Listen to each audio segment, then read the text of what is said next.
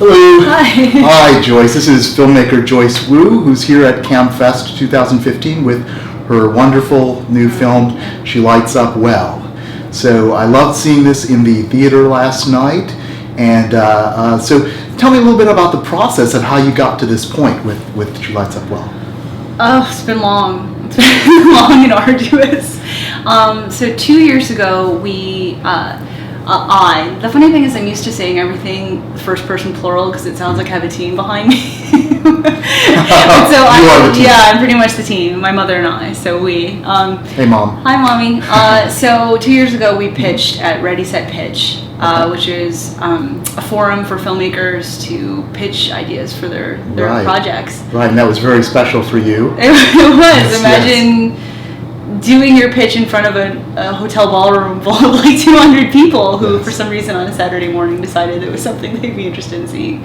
So we shot the first 10 minutes, we pitched it, we did not win the grant, but we scraped together enough money to shoot it, and here we are. Yeah. Well, you told me a little bit about that pitch. You said it kind of brought you to an emotional moment. Why don't you say a bit about that? Yeah. So it was really tough because I was the last to pitch, and all the other projects were. One was a documentary about a plastic surgeon who she treated people who had been disfigured by war. One was a transmedia project that helped Filipino orphans who had no lights, and I just and I felt like an idiot because I felt so. It didn't feel like my story mattered, and I'd gotten so much rejection up until that point, and then I just thought, what am I doing? You know, who wants to see this story? What's the point? And then the amazing thing was that we had a dry run, and I just started after I was the last to go, and I just started crying. I cried, and the amazing thing about this community and this festival is that even though I was competing with these other filmmakers for this grant, which we all desperately needed, they all gave me hugs. They were so supportive, and the next day, I have to say I killed it. I did as well as I possibly could have. We didn't get the grant, but these members from the college delegate program came up to me and they said, everything you said is how I feel.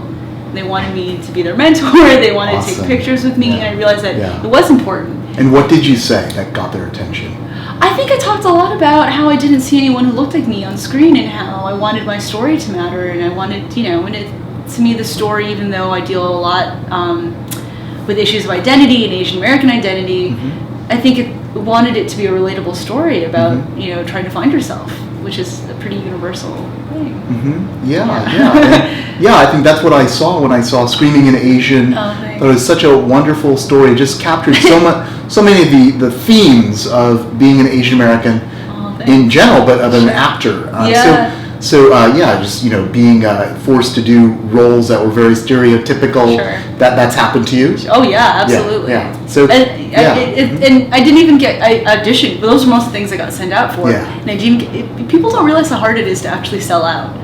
Oh really? Like I wish I had taken the moral stance where I was like, I refuse to do these, but I just never got them. And I think part of it was that. Part of it was that I was really insecure. I was a terrible auditioner. I think I was so self-defeating that I never got cast in anything because people could tell. I don't think I was ever a bad actor. I just think I wasn't comfortable with myself. And I wasn't obviously I wasn't comfortable with the material that was being presented in front of me. And so you created your own material. I did. Which drew on your experience. Yes, exactly. Which was so. I mean, that it felt very real to me. Oh, thank you. That was. One bit that didn't make it to the final full film was the getting catcalled on the street. All that. And does that happen to you in New York? Yes. The nice thing about San Francisco is that it's a different energy. There's a lot of machismo in the air in New York. Oh, really? Yeah. Okay. So you just get a lot of I remember I was walking in the street and this 4-year-old started making kissing noises and catcalling me. And my friend turned around and she said, "Did that baby just catcall you?" And I said, "Yes." Oh my God. So I think there's something about this weird performative kind of masculine weird thing that happens, and it's also in New York. There's so many. There are 8 million people shoved onto this this very small area of land, and while you see people of different races, it's really hard to have a meaningful connection with them. So I think that sometimes it's very easy for people to maintain the stereotypes or the preconceived notions they have. So like every few months, someone would say, "Me love you long time" to me on the street. Oh God. Yeah, and I realized that something about, even if I was dressed very conservatively, I wasn't, even if I were wearing something provocative, I mean, it's something because of my race, it just screams prostitute to some people. Oh God. Well, I mean, that happens in San Francisco too. So I mean, I don't want to let's disrupt not say the this is delusion. But it sounds like, I mean, it's more in my personal experience, it felt more common there. But it was also interesting because one time I was walking with my friend who's Korean American, and we walked by these guys, and they said something about blah blah blah massage parlor. And my friend went to Princeton. She's an architect. She's very accomplished. And the two of us, immediately it was like massage parlor. And I turned around and I said, "You know what? That's really racist." And his friend said, "She's right," which is really great because there was a moment where they were like, they didn't get belligerent. They were sort of like, "Yeah, that's right. It is racist." Knowledge egg. Exactly. Yes. All right. Great. Yeah. So I loved your film. I thought, I think I read that first it started out to be a drama, but then someone convinced you to be comedic with it. Yeah. And we were talking over lunch. That comedy is so hard to do, but you really pull this off. It's funny. All the acting, there are lines, but they're just moments between the characters, and so. Yeah, tell me about that. Thanks. Sure. So one of the first short films I made was called Withholding, and it screened at CAAMFest a few years ago. And I had been dealing with a lot of issues about my parents. My parents had both been seriously ill, and it was this really depressing story about this. The dad is in the hospital, and she finds out that her brother's died in a motorcycle accident, and whether or not she should keep the secret from her parents because they're already stressed out. And it's something that happened to my mother. And I just thought it was so interesting in Asian culture, the bizarre things we do for our family members out of love. and I thought that was so interesting to me. And I made the short film, and it was fine. It screened at a few festivals. But people told me it felt more like a feature, that I was squeezing a lot into 10 minutes. Okay. And I thought, okay, well, I'll just make it into a feature. And I was expanding the story about this girl having to go back home to take care of her father. And I got sick of the premise. I didn't want to live there anymore. It was it was already in my life that I didn't want to, whatever I'd worked through, I'd somehow worked through it in some ways in the short. And, a friend of mine, someone, he said, you should do comedy. And I didn't think that it was something that I could do. I felt like it just hadn't even occurred to me. It's funny because we're both laughing with each other over lunch. And so you're a funny person. Thank you. Well, I think there's a difference between being like a funny friend and being someone who's like professionally funny. And I think I was always kind of a comedy groupie. I always cast comedians in my work because a lot of them are very quick and they're really good at improvising. And I was always loved. My dad was an amateur comedian. He used to MC these talent shows in our community. So like a lot of my parents' friends are from Taiwan, and they live in the Metro Detroit area, and they would have these sort of kind of community show dances, and my dad would MC them. Like he was obsessed with jokes and telling jokes, and he'd have these giant boxes full of joke books. Wow. Yeah, and he was always working on his material, and so I grew up around really funny people, and I always enjoyed it, but it just, to make that other leap, it just didn't even occur. Because there was no one like, maybe Margaret Cho, but there weren't a lot of, if you come from a certain culture that's, you see people who do what you do, and you're like, oh, right, that's possible. And I think that was the biggest thing about me making this film and wanting to put it out into the world, is that it does change people's notion of what's possible for someone who looks like me. Yeah, that's great, and I think it does, and that's why I love CAAMFest, is because it brings these stories to light. Okay. So, probably the hardest thing consistently amongst filmmakers is fundraising. Yeah. And so, I know you use Seed and Spark. Yes. And so, tell me how the crowdfunding thing worked for you. The thing about crowdfunding is that you have to, in some ways, already have an established community that you can reach out to.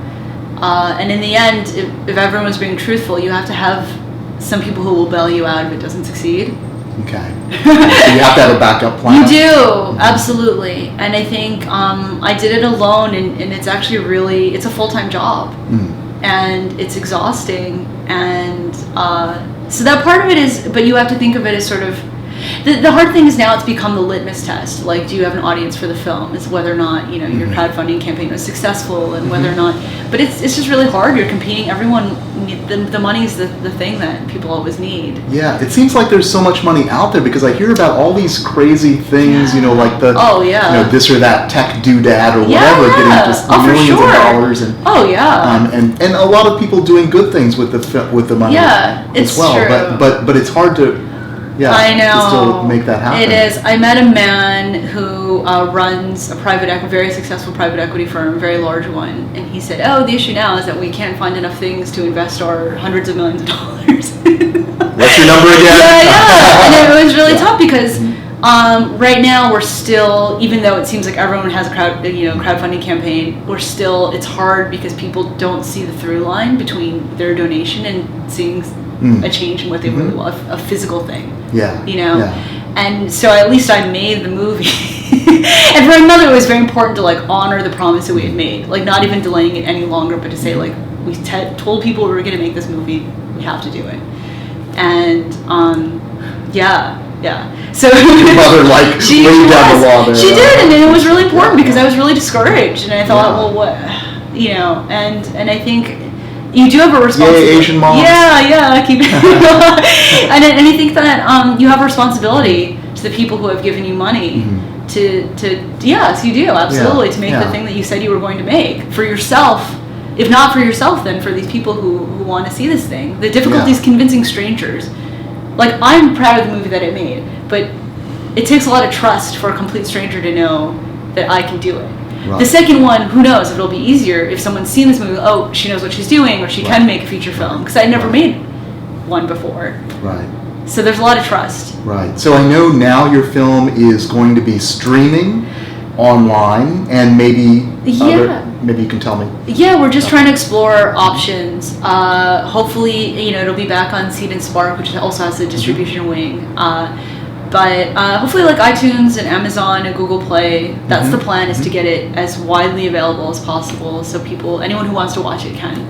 That's awesome, and you must watch this film. Yes, it's please. Very great. Thanks. And you're working on a web series as well. Yes, so we shot all the episodes. 5 of them have been posted. I've been really dragging my feet on the 6th one. It's called Mr. Right. And you can see it at MrRightShow.com. All right. And so hopefully by the time you see this, I'll have posted the finale. Awesome, great. Well, thank you so much for spending the time. And well, 2 more questions. Sure. One is, what do you like and not like about social media? Oh yeah, that's good. Okay. So yeah. What I like is that it actually, I know people think it alienates people from one another, but I've actually found that I've connected with people. Chris, who we met last night, he had seen my movie at CAAMFest years ago, my short Withholding, and reached out to me and said, I'd really like you on Facebook or something. Oh, okay. And it's happened to me that I've met people once or twice, and then it makes you some connection. Yes, it makes you feel, because if you just took someone's business card and then emailed them, it would be really difficult to feel like you were staying in touch with them. But for better or worse, you feel like you're being updated about that person's life because you see them and then you can engage with them. Okay. And I've actually fostered a lot of friendships on social media that have carried through into real life. So they don't exist only, it's a tool to stay in touch with people and to get to know people better. I think what I don't like is that because there's a disconnect between actual face-to-face interaction, that people are unkind. That people say really, cruel things because they're unhappy with themselves. Is the only reason I can imagine. And so that removal from, because you would never look someone in the eye face-to-face and say these things to them. Right, exactly. Yeah. Okay, yeah. So, all right. So, final question. This relates to the real world. We're talking the real world here. So, East Coast versus West Coast. You've had toast. And now the question is, Oh, yeah. Cronut versus Sushi Rito. I feel like that's an apples and oranges situation, you know? You can't, I'm going to be diplomatic. You know, I like Biggie Smalls, but I also like Tupac. There are good things and bad things about both hosts. But, yeah, I'll leave it at that. All right. Well, you'll get likes, thumbs up from both coasts for that one. All right. Thank you very much. Thank you. All right. Take care.